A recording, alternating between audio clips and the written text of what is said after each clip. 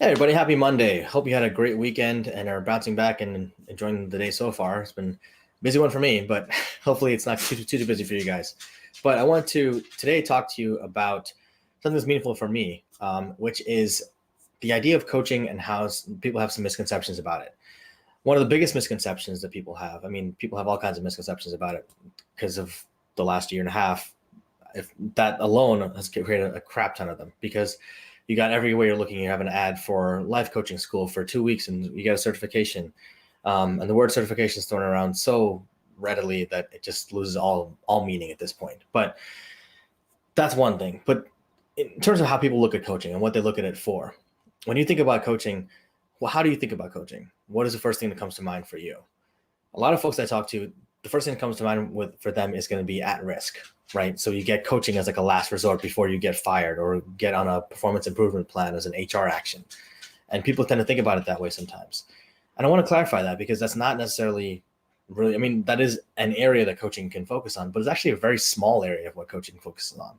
Because if you think about what's required for coaching, in order for coaching to be successful and to be effective, both parties, the coach and the coachee or the client, have to be invested in the process. And what does that look like? That looks like the coach taking the time and effort to ask questions and work with the client. But on the client side, they have to put in some work as well. They have to be willing to have these uncomfortable conversations. They have to be willing to be open and vulnerable about who they are, what their beliefs are, what was actually going through their heads, and actually working through that to process that. And all that, what it looks like, what that means is being coachable. They have to be willing to be involved in that process. And when you have an employee who's a problem employee, and I don't like labeling people that way, but if you have an employee who is, at risk of, HR action or performance improvement plan or being laid off or fired, that's a difficult thing to kind of pill to swallow at that point.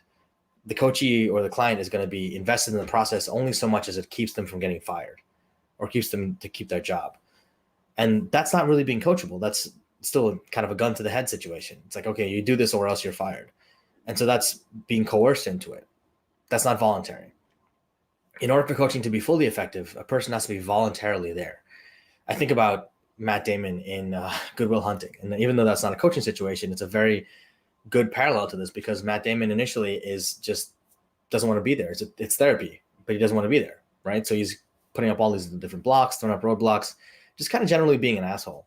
I guess this could become a cinema coach video at this point, but he works.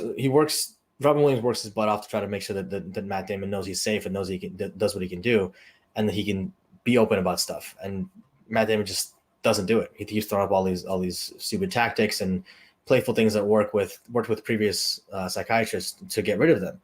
But Robin Williams sticks with him throughout the whole process. And eventually they end up working and building a really strong bond together. And he actually opens up to him and makes some real progress into who he is and why he holds himself back actively. That's very parallel to coaching because when you have a client who's not willing to be there, who, maybe their organization's paying for their coaching and they're there because they've been told to be there. They're checking a box. That's what checking a box looks like. It looks like, let's just be here just to check this box and say I did it. And I want to just basically take this off and say I did it. And so I can get credit for this and I can move forward in my life and not get fired. That's not really a great motivator for people. It's not really going to be a great way for people to ultimately get the development that they need. Now, whether they have something actively going on with them or they're just, unhappy in the job or whatever the circumstances are, in order for them to make real progress, they have to be invested into the process. They have to really try and have to invest their energy and time into the process, into the coaching sessions, and then whatever homework they have outside of sessions. The most successful clients are the ones who put in the work themselves. You can have the best coach in the world. I mean, the absolute most phenomenal, amazing world-round coach. And then the client's not engaged, the client's not coachable, doesn't matter. The coach is never going to get through because the client doesn't care to get through until they see what's in it for them, until they see the value for them. So instead of thinking of coaching as at risk or like for a problem employee or this is the last resort, think of it on the other side of things. Coaching is developmental. It's creating a plan. It's strategic. It's helping high performers to get even more high performing. And it's helping people who are having struggles and having difficulty to identify why they're having difficulties and really understand their own psyche, their own approach what they've been doing that's working for them and what got them to where they're at and why they're not being successful right now. What can they do differently? How can they look at things differently from their own perspective? That's really what the power of coaching is. It's really about lifting people up. It's not about saving people from falling, because it can, but that person doesn't want to be saved, right? You can't save people from themselves. And no area is more true than in coaching. If you hire a coach and you're not coachable, or if you hire a coach for someone else and they're not coachable, you're not doing that person or the coach a favor. Your intentions may be good, but you're not going to ultimately get that result that you want from that person, for that person, because they have to be invested in the process. They have to want the help. You can do whatever you want. It's like sending someone to rehab when they just don't want to be there. They may go through the motions, they may do what they have to do, and then they'll be right back on the street or doing whatever they need to do later on, or back drinking in a bar, or whatever addiction they have. They'll be back on that in no time. Because if they don't want to change for themselves, they're not going to change for you. They have to change. The desire for change has to come from internally, and that's the only way that actually works.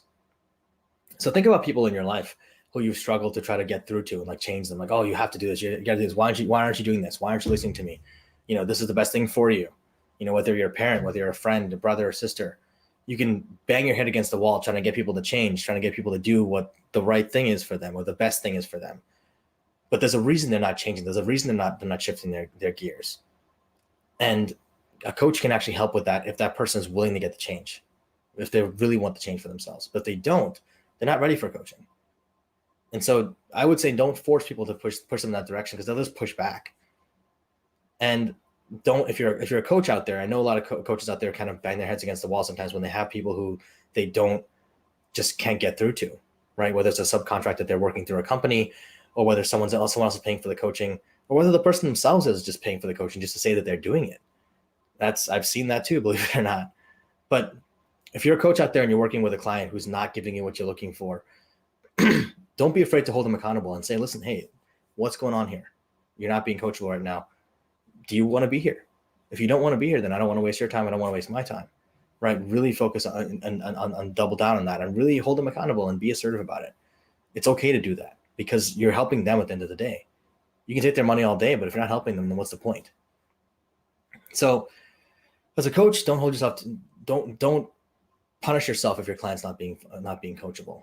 And as a client, or even pre-client, if you're not ready for coaching, you're not ready to be coachable, don't seek out a coach, because you're not going to be doing either one of you guys a favor. So that's what I want to talk about today. Just kind of briefly, came up over the weekend and last week a little bit. I had a colleague of mine who had a client and they just were not being coachable. And that coach felt really kind of crappy about their ability to coach a client. And that really impacted her. And so I wanted to call that out for folks out there in across the board. It's not just for problem employees or people who are at risk of being fired. It is for development in general. And on the coaching side of things, it's not necessarily your fault. Look at the interaction. I'm sure there are opportunities you could have taken to get those breakthroughs with the client, because sometimes they'll give you something. Even if they're putting up the walls, you can call them out and really kind of get through those walls sometimes. But if they have zero desire to be coachable, if they're throwing up walls just to throw up walls, you're going to waste your time and energy doing that. So respect your time, respect your energy, and respect their desire to be there or not. And to employers out there, respect your employees enough to know that it's just a waste of their time if they don't want to be there either. So hope that was helpful for some of you guys at least. Hope you guys have a great rest of the week. Enjoy the rest of your Monday. Depending on what coast you're on, you have more time than others. But have a great week. Talk to you guys on Thursday. We have an awesome small business spotlight this week with a good friend of mine, Lisa Banks, who's the founder of Optify Coaching, which is a really cool technological platform for coaching, and it's also a coaching company. So tune in for that on Thursday at 3:00 and other Eastern. And other than that, I'll talk to you guys soon. Take care, stay safe, and have an amazing week. See ya.